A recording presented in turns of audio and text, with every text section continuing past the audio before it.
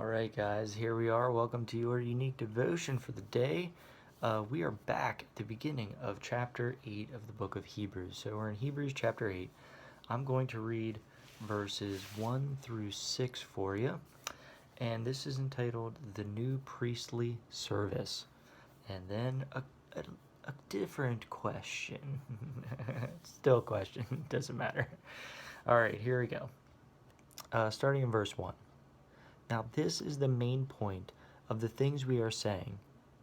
We have such a high priest, who is seated at the right hand of the throne of the majesty in the heavens, a minister of the old sanctuary and of the true tabernacle which the Lord erected, and not man.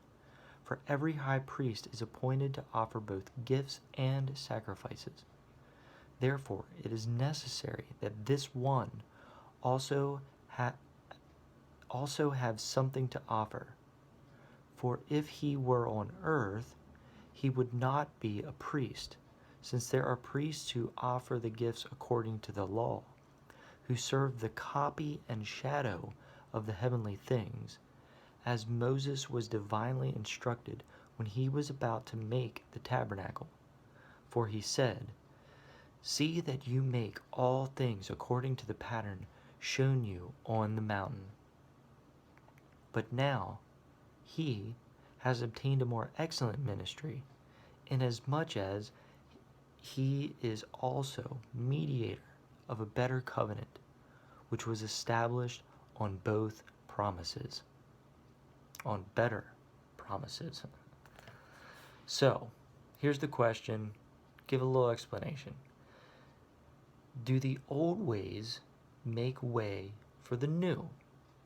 So here they're talking about Moses and the old ways of the law, that he was the mediator of the law, but God was using that to set the stage for Christ, which is the new mediator, and has a new establishment of all you have to do is accept him into your heart. Accept God into your heart. Believe, no matter how small or slightly tainted, that Christ did die, that he did live, that he did die on a cross, and that he is resurrected for us.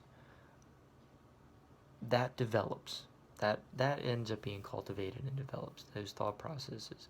So, I think I've said this before, you don't need to understand it in full, but you need to be open to it in your heart and start to search out. Build a communication with God, and it will grow, and you will start to see answers to life that will change your life in very positive ways. It's what we do here. But let's get even more specific. Do the old ways make way for the new? Look through your life and see how things were when you were younger as compared to now. Now, those of us who are a little bit older, or even older than myself, may have more examples of that. But even for anyone that's of a younger age, I'm sure that you can find that there are things in your life, that there was something, maybe in a relationship, that was a certain way, something had changed, and now the relationship is stronger or better.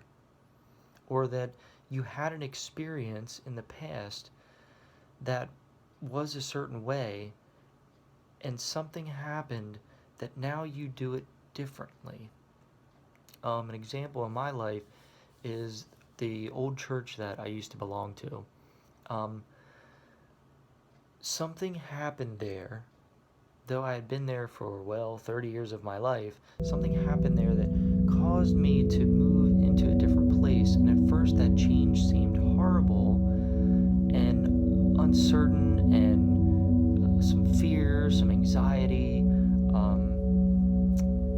feeling of wrongness, but that made way for a new beginning. So the old ways made way for the new, and it enabled me to grow and that I couldn't have grown from where I was. Now, sometimes it's hard to understand, and I can't explain that here without writing a book, but it made me a stronger, better person, less anxiety-ridden person, less fearful person because of the experience that I went through. And here, in the Old Testament, Moses brought them the law, which gave the people generations an experience, so that now, when Christ came, they could experience something different and understand why. Does that make sense? So look through your life, see if there's anything that was old ways that are now new, and recognize that and go, oh yeah. And it'll sort of click in your mind a little bit that it's not that was the wrong way, but that it just made way for the new. On that note, I hope God gives you all the blessings you deserve, even more so all the blessings you don't deserve. Have a wonderful day. Don't forget to check the D box. Don't forget to check out servants.org. I'll put the link down below. Like this video, subscribe, leave comments if you wish, and I will see you tomorrow. Bye.